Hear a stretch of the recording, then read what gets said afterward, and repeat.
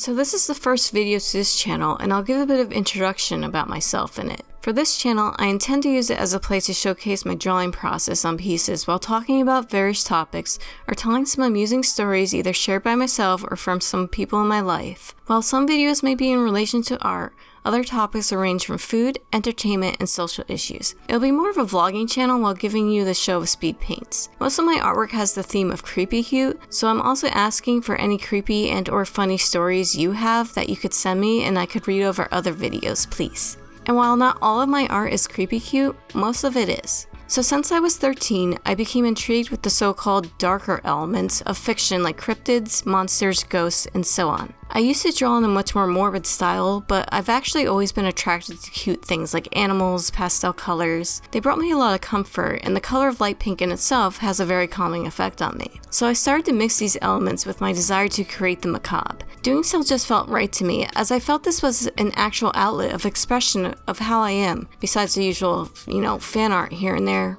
It became my desire to help spread the idea that just because something is different or abnormal, you don't have to fear it. I think making things that people normally find scary look cute can help portray this message. So the way I got interested in the spooky side of life was by developing a curiosity towards things that people seem to be repulsed by. Because, not to be dramatic, but as a kid and well into my adult years, people were kind of repulsed by me. As a young child, I became ill with encephalitis.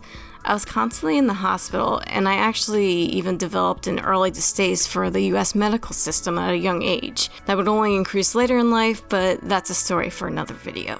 Just as the doctors were informing my parents that I would not survive the encephalitis, I started to slowly become better again. However, due to the constant seizures and high fevers, I received permanent brain injury. I had to learn how to talk and walk all over again. It wasn't fun. So, all through my life, I felt like I've been stuck in the medical machine with doctor visits that's ranged from physical therapy, speech therapy, and a slew of abusive therapists. Things became especially rough when I turned 13 and went to middle school. I still had major speech, mobility, and neurological problems. What was even worse was that I still did not have a diagnosis that my 7 doctors could agree on. I was just deemed neurologically and physically impaired. And because of this, I was a classic target for bullying while in school, as I unfortunately grew up in and am still stuck in a very backwards farmland area where there's a lack of culture and people with open minds. It started on the first day of middle school actually, when getting on the bus to go home. I was last in line to get on. All the seats were full except for the 2 back ones because there was this weird rule where kids weren't allowed to sit in the back row seats for some reason. So as I tried to find a spot to place myself, no other student would allow me to sit with them. I was forced to take the forbidden back seats where the bus driver simply would not have it. When I wouldn't move out of getting leers and stares from the other kids, I got written up for punishment from sitting in those seats.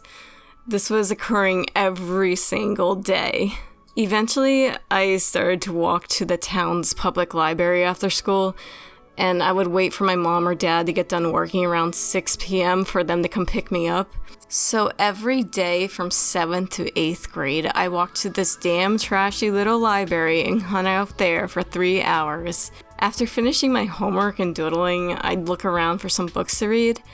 And just like the forbidden back seats of the bus, I found myself in the dark forbidden back corner of a library. It was the supernatural and conspiracy section. Each day, I would read a little more of those books.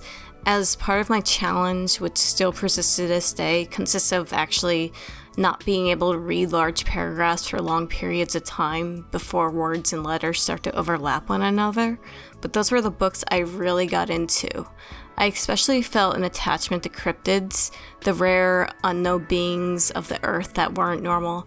I fell in love with all the obscure creatures and the ideas that the public laughed and scoffed at. These things weren't really scary, they were just unstudied. Then when high school came around, I finally finished my physical and speech therapies. Even though I could speak normally now, I was still extremely soft-spoken and quiet, keeping to myself due to my history of being made fun of. I still had obvious physical challenges, but that was deemed never to be fixed, which unfortunately the doctors were right about, as I still suffer with those physical and neurological issues today. Oh, and I still did not have a diagnosis at this point. Therapists said I had maybe some kind of depression and anxiety with Asperger's in high school, but that was about it. Because I was labeled to be on the spectrum then, I was put in special ed classes, which was the source for newfound bullying. Things didn't go so smoothly though when I was exceeding with the assignments. I was finishing work quickly and nicely obeying the teacher's commands without questions. So during the IEP meetings, they would discuss how it seemed like I understood social cues compared to my peers. And then because of that, I was placed in regular mainstream classes, to which I still excelled at, except for math. Math was my downfall. The circumference of a circle I'd have to measure would be the ball and chain around my foot that math acted for me. My English and history teachers, though, they wanted me in advanced classes, and this would just completely blow student services' mind, as they, for some reason, could not comprehend strengths and weaknesses. Kids in my school were either all in advanced classes, all in mainstream classes, or all in special ed classes. I was failing math but acing English, and this would send my IEP writers into a spiral of confusion. Eventually, I was finally just placed in advanced classes and the special ed math class, which had me back to finishing everything fast and doodling the whole 45 minutes.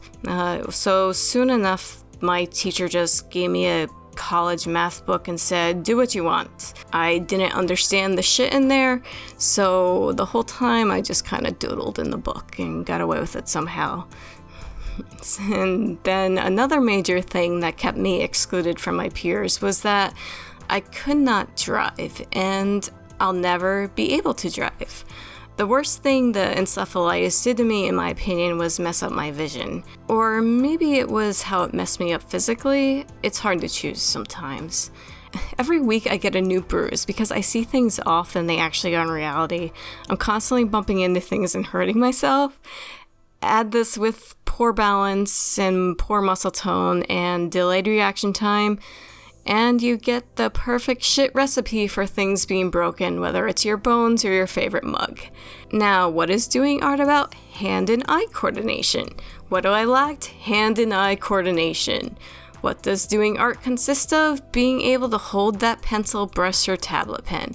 What else do I lack? Fine motor skills such as holding objects. So drawing is, and always has been, just really some kind of messed up, beautiful nightmare for me, I guess. It wasn't until my recent adult years that I actually found one good doctor, and I finally got a proper diagnosis. So I was diagnosed with dyspraxia, also known as developmental coordination disorder. Whenever I tell people now that I have dyspraxia, everyone thinks it's dyslexia, which it isn't. I've literally lost count of how many times I've heard, "Oh, dyslexia? My son, daughter, cousin, coworker is dyslexic too." No one seems to know what dyspraxia is, nor have ever heard of it before. I guess this is partly due to it not largely being studied in the United States. It has somewhat more focus in the UK though, and it's even less studied in adults coping with it.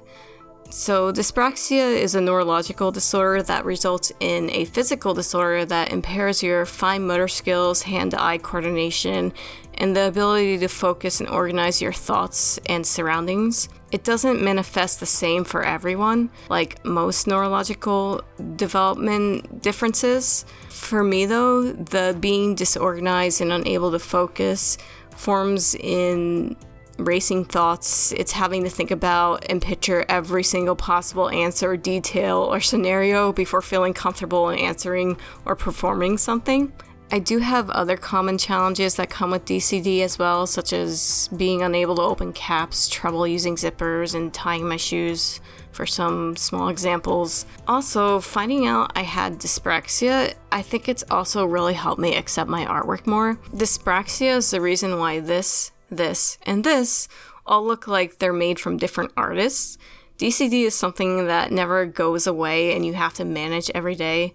Some days are just less challenging than others. Some days my hand-eye coordination want to play nice with me, while other days my hand and eyes don't want to work at all. Having dyspraxia is like your hands having a mind of their own that you just don't control. You can think you're holding on to something, but without warning, your fingers will just let go. This is a huge reason as to why I can't drive, too. You can think you're sketching in the middle of the page, but then in reality, it's 3/4 the way down. I think the best way I can describe having dyspraxia is when you're playing Tetris, and you're about to get Tetris. You think you're about to aim that eye block to get the Tetris, but suddenly it just somehow slips right to the side of the opening, ruining your Tetris, and you scream fuck, and your whole day is just a consistent fuck. That's what dyspraxia is. So even though learning about DCD has helped me to understand my art more, it hasn't really made other people understand and accept my art more, which is fair considering they don't know me. It's just extremely frustrating when trying to get into art events or artist alleys. I always ask why I get rejected so I know what to try to improve on. And if the judge does answer, the most common response is you don't have a consistent style. My other reasons, they are various things like not enough kinds of merchandise or social media following. The next most common answer is too much cat art. I had also made some posts in different art communities asking for advice and feedback on my art, pre-dyspraxia diagnosis actually. In one Facebook group, I received over 100 replies from people mostly picking up on my inconsistent style. I mean, there is a good side to not having a consistent style, though. If, you have some lonesome OTP with rarely any art of it, or an OC you love, ending up with multiple pictures that don't look like they're from the same artist can be fun to see how your OC would look in different styles. I really don't think that's worth it, though. So much of the time, my hand and eyes do not want to obey me and do their own thing. I'll really try and push myself to not allow this. It's gotten to the point where I'll end up with headaches and have extreme pain in my hand and arm from trying to force myself to keep drawing a certain style. It doesn't end up being too fun. Though I really don't want to give up. I feel like I have a small success in at least getting my noses to look the same, no matter how the picture turns out in the end. And just discovering that I have dyspraxia has really not only aided me in understanding why it's so hard for me to draw consistently, but it has also helped me understand why it takes me so long to complete a piece and improve compared to how I've seen other artists draw and grow. For a while, I did go to art school and it wasn't much easier there socially for me. I had peers tell me I couldn't join their after-school draw and chill club because I wasn't good enough. I had people tell me that I have the ability to be better at art, but I'm just not trying, even though I was practicing from life and figure drawing and oh my god, Loomis every day. Around the same time, I was getting my art made fun of online as well. So I actually ended up, stopping to draw altogether for a couple of years. I became convinced it just wasn't meant for me. I only started drawing again due to wanting to make art of my ships. Honestly, it is still hard for me to look back at my art from 10 years ago and not see much improvement, and it is even harder for me to accept the fact that my improvement will just have to be slower than most other artists. But there is still improvement, and as the saying goes, you just have to take one step at a time, and you can only compare yourself to who you were yesterday. And I think that's what others having challenges try to focus on as well, whether it's DCD or something else. And if you are drawing or doing any other kind of activity that a neurological, physical, or mental divergence creates difficulties with, please feel free to share your thoughts, experience, or questions in the comments, and thanks for listening and watching.